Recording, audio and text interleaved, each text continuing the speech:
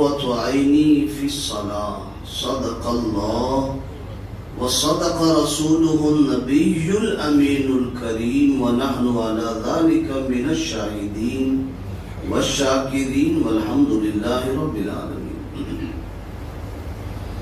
برادران ملت اسلامیہ و عزیزان گرامی قدر، گزشتہ جمعۃ المبارک کو نماز کے صحیح ادا ہونے کی جو صورتیں تھیں وہ تھوڑی ہم نے بیان کی، اور ہم نے یہ بھی سنا کہ اللہ کے رسول صلی اللہ علیہ وآلہ وسلم نے فرمایا کہ نماز میں میری آنکھوں کی ٹھنڈک ہے، تو حضور کی آنکھوں کی صلی اللہ علیہ وسلم ٹھنڈک کو صحیح طریقے سے پہنچانے کا جو سلسلہ ہے وہ اور بہتر ہو جائے، اس لیے میں نے آج بھی مناسب سمجھا کہ اس پر گفتگو کی جائے۔ قرآن پاک میں ارشاد ہے اقیم الصلاۃ لذکری، نماز کو میری یاد کے لیے قائم کرو۔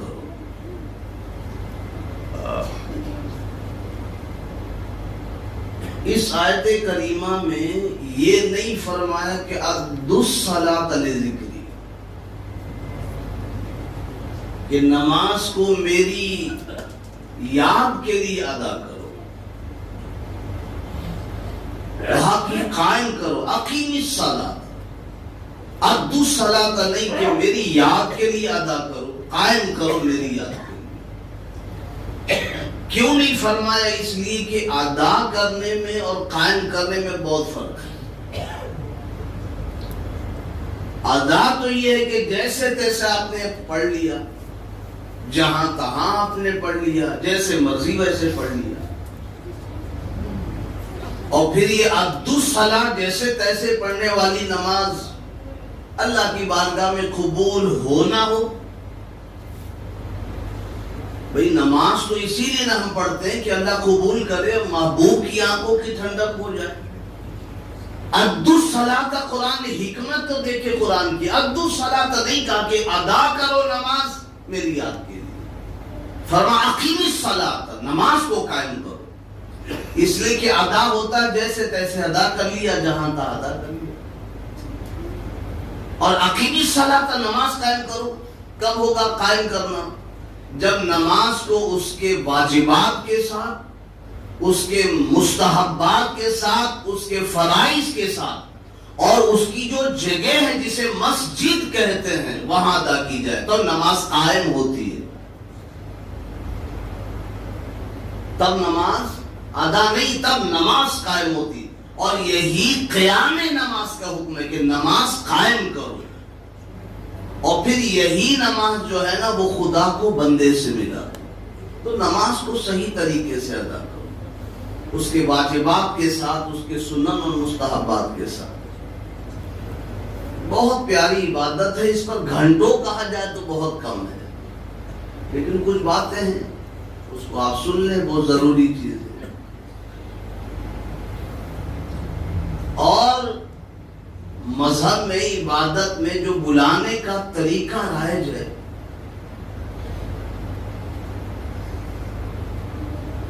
اس عبادت کے لیے جو بلانے کا طریقہ رائج ہے، اس میں زمین آسمان کا منفرد شان ہے، بہت الگ ہی شان ہے۔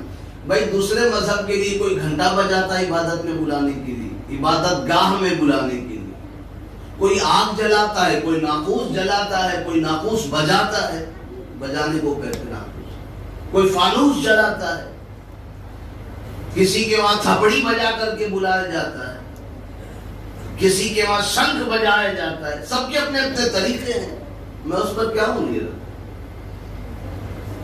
لیکن جو اس عبادت کا جسے نماز کہتے ہیں، اس کے لیے جو بلانے کا طریقہ ہے، وہ ہو خدا کی قسم اس میں ہزارہ حکمت ہے، ایک دو حکمت، بہت ساری حکمت ہے۔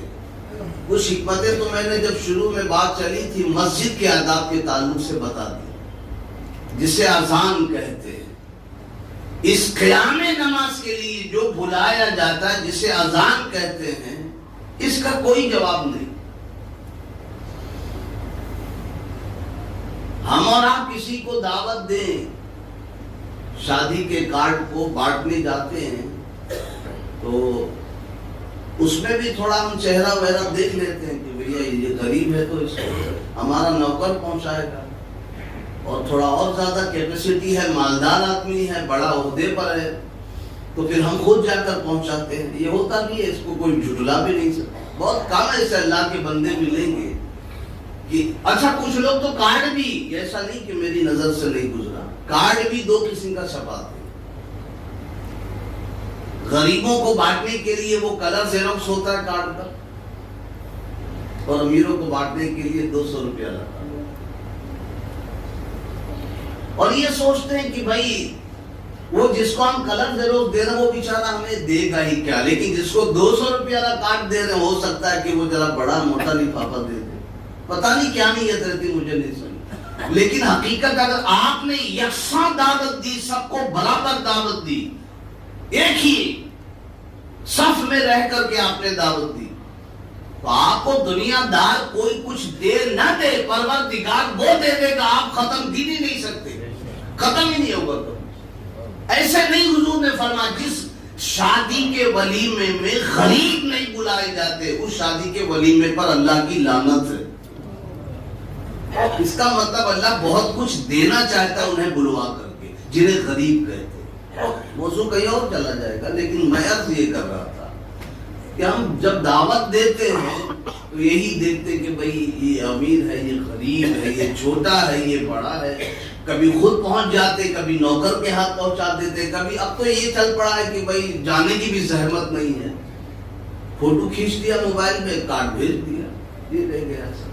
محبتیں دھیرے دھیرے کم ہوتی چلی جاتی، لوگوں کے پاس وقت نہیں ایک دوسرے کے، تو منفرد انداز، الگ الگ طریقے سے لوگ دعوت دیتے ہیں۔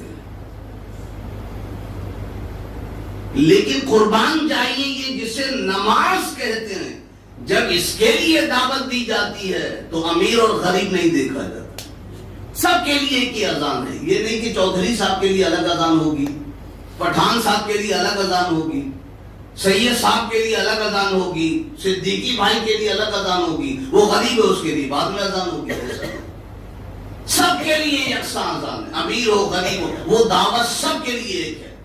اور کمال کی بات ہے کہ جب اس دعوت کو بلانے پر یہاں چلے آئے لوگ مسجد میں، تو پھر جو ہے یہاں پہ علامہ اقبال کا ایک شعر یاد آتا ہے کہ ایک ہی صف میں کھڑے ہو گئے محمود و ایاز، نہ کوئی بندہ رہا نہ کوئی بندہ نواز۔ کیا پیاری عبادت اللہ نے ہمیں دی ہے، صحیح صحیح طریقے سے ادا کرو، اس کے بہت فائدے ہیں۔ ایک ہی صف میں ڈرائیور بھی وہی کھڑا ہے، پہلی صف میں مالک بھی وہی کھڑا ہے، ورکر بھی وہی کھڑا ہے، کیشیئر بھی وہی کھڑا ہے، ایک ہی صف میں، بلکہ جو پہلے آ گیا اسی کی جگہ ہے۔ اس لیے جو لوگ رومال بچھا بچھا کے جگہ بچاتے ہیں نا، اسے کہوں گا یہ ہمارے ابا کی جاگیر نہیں ہے، ہمارے چچا کا گھر نہیں ہے، ہمارے خالہ خالو کا مکان نہیں ہے، یہاں جو پہلے آ گیا اس کی جگہ۔ بہت سی مساجد میں شکایتیں ملتی ہم لوگوں کو، چونکہ یہ جو ہے نا یہ پوری دنیا میں تقریباً یوٹیوب کہتے ہیں نا، اس لیے میں ضروری کہہ رہا ہوں، سمجھ رہا ہوں کہ لوگ سنیں اس بات کو۔ بہت سی مساجدوں میں شکایتیں ملتی ہیں کہ جو مسجد کے ٹرسٹیان ہوتے ہیں نا، وہ رومال، گھڑی اور پتہ نہیں کیا کیا چشمہ وشمہ سب رکھ دیتے ہیں، سننے کو ملا ہے، وہ خود امام مسجد نے کہا ہے، وہ رکھ کے چلے جاتے، وہاں کوئی بیٹھتا نہیں، بالکل پنکھے کے نیچے رکھتے، پنکھا رہتا وہاں، فلاں صاحب بیٹھے، یہاں کون بیٹھا؟ فلاں چودھری بیٹھے۔ یہ وہ جگہ نہیں ہے کہ جگہ بانٹی جائے، یہاں سب کے لیے ایک ہی نظریہ ہے، جو پہلے آ گیا اسی کی جگہ ہے، جو پہلے آ گیا اسی کی، امیر پہلے آ گیا اس کی جگہ، غریب پہلے آ گیا، متولی پہلے آ گیا، مصلی جو پہلے آ گیا اس کی جگہ۔ ایک ہی صف میں کھڑے ہو گئے محمود و ایاز، نہ کوئی بندہ رہا نہ کوئی بندہ نواز۔ یہاں سے الگ امیروں کا گیٹ نہیں، غریبوں کا الگ نہیں، جیسے اور مذاہب میں ہے، اللہ رحم کرے۔ اور مذاہب میں ہے نا، امیروں کے لیے الگ لائن لگتی ہے، غریبوں کے لیے الگ لائن، یہاں سب برابر ہے۔ یہ اتنی پیاری عبادت ہے، اور اس عبادت کو صحیح طریقے سے اگر ادا کیا گیا اس کے سائنسی طریقے اور سائنسی نتائج بھی بہت حیرت انگیز ہیں. میں نماز کے ہر رکن کی بات تو نہیں کروں گا، لیکن جو سب سے اہم رکن ہے نماز کا وہ ہے سجدہ. آپ کسی سے بھی پوچھ لیں، آپ کچھ بھی جو سائنس کو بہت اچھا جانتا ہو، نہیں تو آپ اس کی تحقیق گوگل سے بھی کر سکتے ہیں. گوگل سے ہر رکن کی بات نہیں، سجدے کی بات کروں گا کہ اگر کسی کو دماغی مرض ہو، ڈاکٹر کہتا ہے کہ خون نہیں پہنچتا، بہت ساری نسیں ہیں دماغ میں، ہزاروں نسیں ہیں، کچھ نسیں بلاک ہو جاتی ہیں، کچھ بند ہو جاتی ہے، اللہ اس بیماری سے محفوظ رکھے ہم. تو جہاں خون نہیں پہنچتا، جن رگوں میں اور دماغی بیماری ہے، تو اس کے لیے کہا گیا تھوڑا طول یعنی لمبا سجدہ کرے، انشاءاللہ دماغی مرض سے چھٹکارا مل جائے گا. تھوڑا لمبا سجدہ، جلدی نہیں، تھوڑا لمبا کر لیں، 5 سے 7 سبحان ربی الاعلیٰ، کبھی 9 پڑھ لے، 13 تک لے جائے، تنہائی میں جتنا ہو سکے لمبا سجدہ ادا کریں گے تو آپ کا جو خون کا دوران ہے نا، اب کھڑے رہتے تو دماغ تک کہاں خون پہنچتا ہے، آپ کو زیادہ تر کھڑے ہی رہنا، چلنا پھرنا ہے. بس یہی اللہ کا شکر ہے کہ 5 مرتبہ کم از کم سر کو زمین پہ رکھ کر دماغ میں خون پہنچانے کا موقع تو اللہ نے دیا ہے. یہ کیا کرم کم ہے، ورنہ دن بھر تو ہم چلتے ہی رہتے ہیں نا. بس یہ 5 وقت کی نماز کی حکمت بھی یہی ہے کہ بندے 5 وقت جب تو سجدہ کرے گا نا تو دماغی سکون میں تجھے دوں گا. وہ سکون ملتا سجدے میں، حقیقت میں بہت سکون ملتا. یہ سائنسی فائدے تھے اس کے، طبی فائدے تھے اس کے. باقی اور رکن کی تو بات اللہ وہ بنے، ایک گروپ میں کیا بیان کریں. اور اس میں حکمتیں بھی ذرا دیکھیے، جو میں نے کہا تھا نا پچھلے جمعہ کو میں بتاؤں گا کہ یہ جو ہے نماز 5 وقت کی ہی کیوں ہے، 6 کی کیوں نہیں ہے، 7 کی کیوں نہیں ہے، 4 کی فرض کیوں نہیں ہے. اس کو بھی انشاءاللہ ہم تھوڑا بولیں گے، یہ بھی بتائیں گے، سمجھنے کی کوشش کریں گے کہ دن بھر میں 17 ہی رکعت کیوں ہے فرض اور واجب ملا کے. اس کا بھی جواب ہم دیں گے. پچھلے جمعہ سے میں نے کہا 5 ہی کیوں ہے، 17 کی جگہ 18 کیوں نہیں ہے، 16 کیوں نہیں ہے. اور رکعتوں کی جو تعداد ہے نا، 2 3 4 یہی ہے نا. فجر کی یا تو 2 ہوگی، مغرب کی 3 ہوگی، ظہر عصر اور عشاء کی فرض کی بات کر رہا ہوں 4 ہوگی نا. تعداد رکعت آپ کو یہ نہیں ملے گا کہ 4.5 رکعت، کہیں سنا آپ نے 5 رکعت، 2 رکعت، 3 رکعت یا 4 رکعت. اس کی بھی حکمت کیا ہے تو تھوڑا جلدی سنیں. پہلے تو یہ ہے کہ 5 وقت کی نماز اللہ نے کیوں فرض کی، کیوں فرض کی، 4 کیوں نہیں، 6 کیوں نہیں.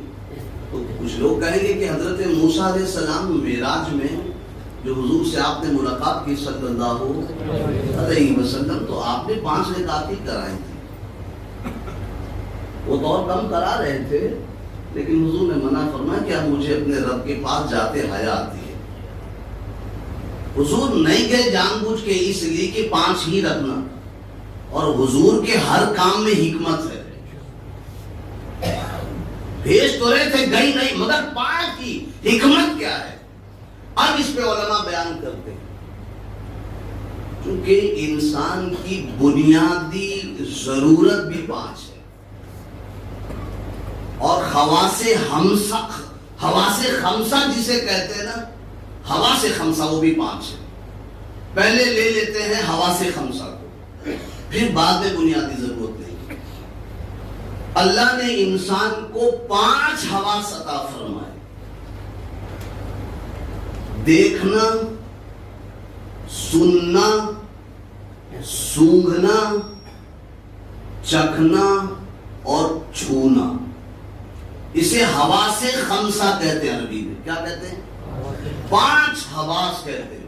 اللہ نے انسان کے جسم میں خاص یہ 5 حواس خمسہ جسے کہتے ہیں عطا فرمائے. تو اگر کوئی چاہتا ہے نا کہ ان 5 کا شکر ادا کرے، یہ اللہ تیرا شکر ہے کہ تو نے ہمیں دیکھنے والا بنایا. 5. یہ اللہ تیرا شکر ہے کہ ہمیں تو نے سونگھنے والا بنایا. یہ اللہ تیرا شکر ہے کہ تو نے ہمیں چکھنے والا بنایا. لذت کتنے لوگ ہیں لذتوں سے محروم ہیں, لذت سمجھ میں نہیں آتی, لاکھوں روپیہ خرچ کے زبان کی لذت پتہ ہی نہیں چلتی. بیمار ہو جاؤ پتہ چلے گا آپ کو, ڈاکٹر صاحب کہتے نہیں لذت کا پتہ نہیں چل رہا, ڈاکٹر صاحب کچھ سمجھ میں نہیں آ رہا ہے. تو اگر کوئی چاہتا ہو کہ شکر ادا کرے, اللہ تو نے لذت والی زبان دی چکھنے کے لیے, اگر کوئی چاہتا ہو کہ شکر ادا کروں کہ میں اللہ نے مجھے چھونے کی قوت دی ہے, ورنہ ان سے پوچھو اللہ جنہیں پیرالائز ہو چکا ہے, اللہ بچائے اس مرض سے, وہ چھو نہیں سکتے, پکڑ نہیں سکتے, خمسہ میں سے, ہوا سے خمسہ میں سے. تو اگر کوئی چاہتا ہے نا کہ اچھا, پھر اگر کوئی چاہتا ہے کہ اگر اللہ مجھے جو ہے نا وہ شکر ہے تیرا کہ تو نے مجھے سننے والا بنایا, 5 چیزیں ہو گئی, شکر ادا کرنا چاہتا نا تو میری بارگاہ میں آ کے 5 وقت کی نماز ادا کر لے. 5 وقت کی نماز ان 5 حواس کا شکریہ ادا ہو جائے, 5 کا شکریہ ادا ہو جائے. اور یہ آپ جانتے ہیں کہ اللہ کی بارگاہ میں اگر کوئی شکر ادا کرے تو کیا ہوتا ہے, لئن شکرتم لازیدنکم, اگر تم میرا شکر ادا کرتے رہو گے تو میں اس نعمت کو زیادہ کر دوں گا. تو ان 5 کو اگر چاہتا ہے کوئی شکر ادا کرے اور زیادہ ہو جائے تو کیا کرے, 5 وقت کی نماز پڑھے. اس میں ایک حکمت ہے. پھر دوسری حکمت علماء بیان فرماتے 5 نمازوں کی حکمت, کہ یہ کہ اللہ نے انسان کو بنیادی 5 ضرورتیں عطا فرمائی, کھانا, پینا, پہننا, کپڑا جسے کہتے ہیں, بیوی اور مکان, 5 بنیادی ضرورتیں. تو اگر کوئی چاہتا ہے کہ ان 5 کا, کھانے کا, پینے کا, پہننے کا, بیوی کا, مکان کا شکر ادا کرنا چاہے تو 5 نمازیں پڑھ لیا کرے. شکریہ کے طور پہ میں رب ہو کر یہ وعدہ کرتا ہوں ان کو زیادہ کر دوں گا. اب کچھ لوگ کہیں اس پہ بیوی ہوگی زیادہ ہو جائے گی, میری بات سمجھ رہے ہیں؟ تو اعتراض ہے, ہو سکتا ہے بھائی کلپ چل رہی ہے کہیں ایسا باپ میں دیکھنے کے بعد مولانا صاحب نے تو کہا تھا کہ شکریہ سے وہ نعمت زیادہ ہوتی ہے. تو ان 5 بنیادی چیزوں میں بیوی تو آئی نا, مکان چلو زیادہ ہو جائے بہت اچھی بات ہے, کپڑا زیادہ ہو جائے بہت اچھی بات ہے, کھانا پینا بہت اچھی بات ہے, بیوی کا بھی لفظ ہے مولانا صاحب, یہ بھی زیادہ ہوگی.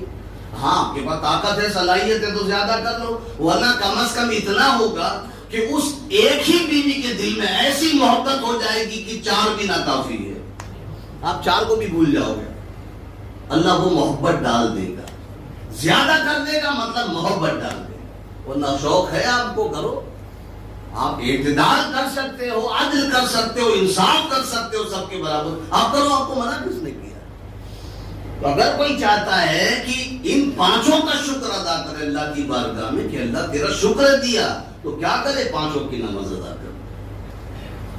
پھر کچھ علماء فرماتے ہیں کہ اس لیے بھی اللہ نے 5 وقت کی نماز رکھی ہے کیونکہ 5 ایسی چیزیں ہیں کہ جن سے ہر ایک بندے کو گزرنا ہے, وہ چاہے نیک بندہ ہو چاہے برا بندہ ہو, وہ ولی ہو یا گنہگار ہو, ہر بندے کو ان 5 چیزوں سے گزرنا ہے. وہ آزمائش 5 کیا ہے, موت ہے, قبر ہے, حشر ہے, پل صراط ہے, اور بعض بعد الموت, موت ہے, قبر ہے, اور اس کے بعد حشر ہے, پل صراط ہے, پھر بعض بعد الموت.